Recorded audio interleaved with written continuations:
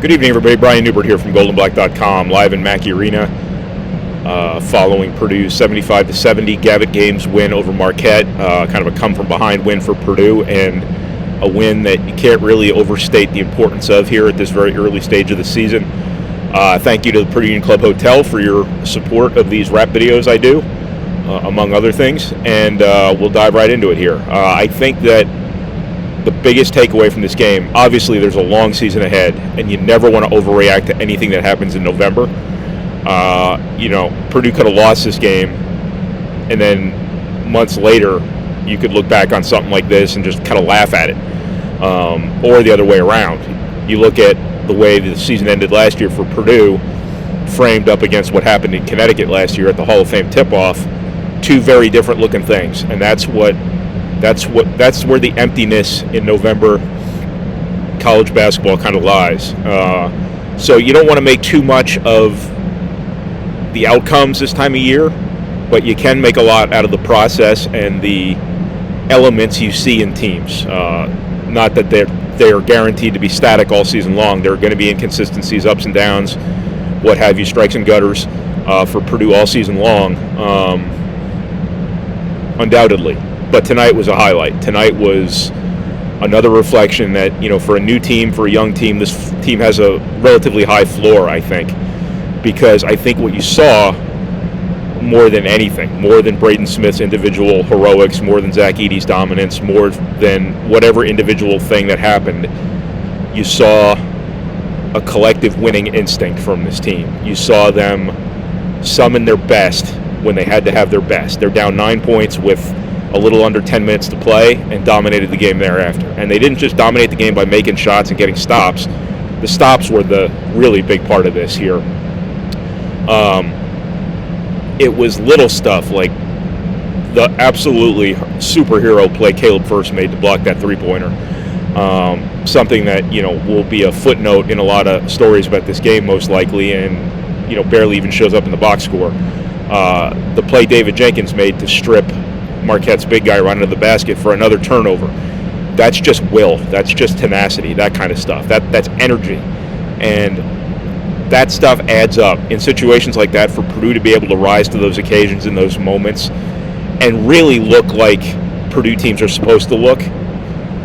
This is what Purdue always fancies itself about being about playing with energy, about playing hard, about playing to the very end, all of that stuff, about being poised and not shaken, stirred but not shaken, for you Bond fans. And the last 10 minutes of this game looked like everything Purdue fancies itself as a basketball program of being, and an identity that Purdue obviously wants to take on this season with all of these new guys, all these young guys, etc. And they're off to a great start because Purdue did damn near everything right, other than make a couple of free throws in the final minute. They did damn near everything right when they had to do everything right, and it was will in a lot of ways. It was simple will. It was Braden Smith largely willing Purdue to this win. It was Caleb First willing Purdue to this win. It was David Jenkins willing Purdue to this win. David Jenkins was awesome tonight in his role. That kid is a keeper, and I'm calling him a kid when he's 24, 25 years old, so maybe I shouldn't, but he was big time in this game, alongside Smith, alongside Ross-Ade, et cetera. Purdue had big point guard questions coming into the season. Did they have a point guard? They've got four guys they got one real point guard, and they've got three guys who are kind of like half point guards. Well, that added up to 2.5 point guards today for all you math majors, and I think that really benefited Purdue. Having one of those half point guards out there with Braden Smith quite a bit, David Jenkins in the second half most notably, really helped Purdue. So Purdue, is supposed to have a point guard problem tonight against the opponent on the schedule who might test them as much as anyone. Had no point guard problem. They had point guard strength, and that is a direct reflection of Braden Smith, who really announced his presence. I don't want to go overboard here and say in college basketball, but certainly at Purdue. This is your point guard for at least 3 years. I'd have to guess, maybe 4. I have no idea, but there's no sense in even speculating on a kid after 3 games in any regard whatsoever. But This is your guy. This is going to be one of the faces of your program moving forward. And, ever since Purdue signed him, Purdue's had that cheeky little grin on its face collectively, like when they know they stole somebody who nobody else really valued or even noticed. And that's the way that's the tack Purdue's taken with Braden Smith ever since they recruited the kid. And they were right once again. Now, long way to go here. You never know how things are going to play out. I don't even want to articulate bad scenarios here and speak them into existence. But you always worry about how guys, if they can stay healthy, whatever it may be. But all things being equal, Braden Smith is your guy. He is one of the faces of your program here moving forward, and he certainly had established that before tonight. Today, he put an exclamation point behind it, because what he did in the final 10 minutes of this game was simple will. And there's only been a handful of players who I think have, at Purdue, who've really had that sort of ability to simply raise Purdue a level with their simple will. Chris Kramer's one, Caleb Swanigan was certainly one, and Braden Smith tonight sure looked like one. I think Mason Gillis has some of that in him. But Purdue collectively had a lot of will tonight, and that's why they won this game. Just a huge win for Purdue. For Purdue to, with young and new ball handlers in this game, being pressed and dealing with it, and not only dealing with it, but mastering it. I mean, 6 turnovers and 48% shooting against Marquette. It's a pretty good deal. That's a really good deal. That's almost the best case scenario deal. I know it might not have felt like that as soon as the game ended, because Braden Smith committed those 2 early turnovers that Marquette scored off, and the failures tend to probably stick in your mind more than the successes do. But overall, the body of work here was fantastic. Everybody on down the line: Braden Smith, David Jenkins, Fletcher Lawyer, Ethan Morton, Brian Waddell doing a good job too when he was in there. Everybody who handled the ball against the press was fine, and that's what Purdue's put all this time into it for, knowing games like this were going to come. For Purdue to have faced this differing style and mastered it in this environment, keep in mind how excitable young males tend to be, competitive young males. Think about how visceral their reactions tend to be to things. This was Braden Smith and Fletcher Lawyer's first game in this sort of environment. This was David Jenkins' first game in this sort of environment. I know he's been at a lot of other places, but he's never played somewhere like here, I'm quite certain. And look at how they handled themselves tonight. Look at what they did in this game without losing their minds. That is a really, to be able to summon a poise in an environment that is wired to deprive you of poise, to strip you of poise. I mean Marquette's defense. I mean just the excitable nature of this environment. Obviously, everybody here is rooting for Purdue, but that doesn't mean Purdue is not necessarily going to do all the right things with as level a head as you need in this environment. Guys get too excited sometimes. I thought maybe early on in this game Purdue had to settle in a little bit.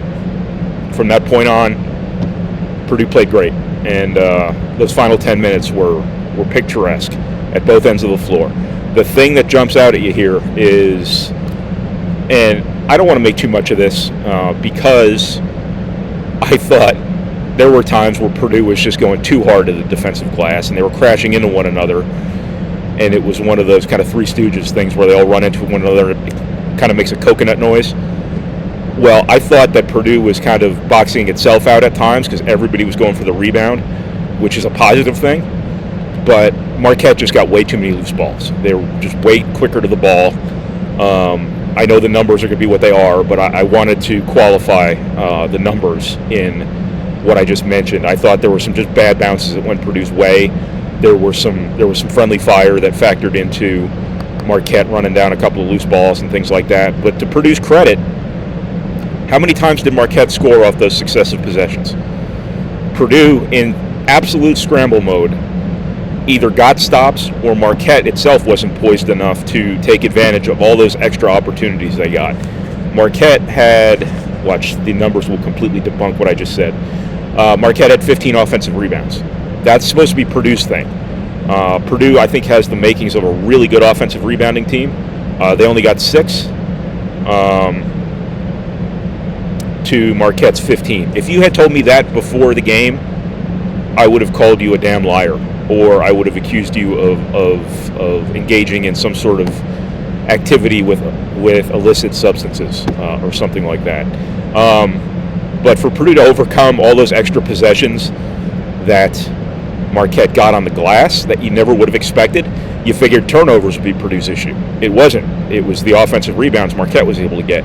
For Purdue to overcome that and be that much better, after all, just speaks volumes kind of about what Purdue was able to do tonight. Now, want to continue to rain on your parade here if you're out riding the streets over this win.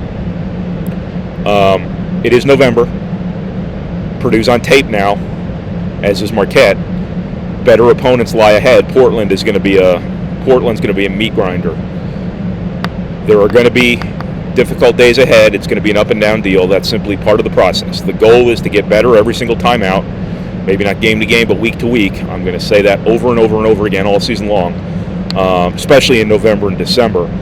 But if this is your starting point after 3 games, if this is your line in the sand that you're starting the race from, I don't know what that means.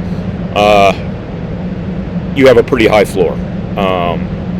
So it's kind of what I got from Purdue's 75-70 win over Marquette. Just a really, really revealing game about what Purdue's got inside here. Not my shirt, my chest.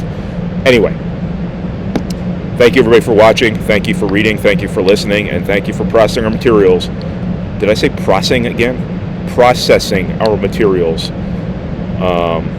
Where did I leave that? Thank you for watching. Thank you for reading. Thank you for listening. I'm not feeling so well, in case you haven't noticed. Thank you for watching. Thank you for reading. Thank you for listening. And thank you for processing our materials, however it is you process our materials. And I will speak to you guys again. I guess it'll be in Portland.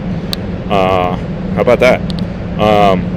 Thank you to the Purdue Club Hotel, as always, for your support. Want to remind everybody once again, go to goldandblack.com, goldandblack.com. We don't do a good enough job branding our URL, apparently.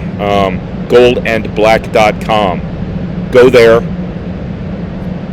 give us $1, and you get 1 year of membership. So, can't beat that with a stick, if you ask me. So, thank you, everybody. Have a good night. Have a good morning. Whenever you're watching this, I hope it's pleasant.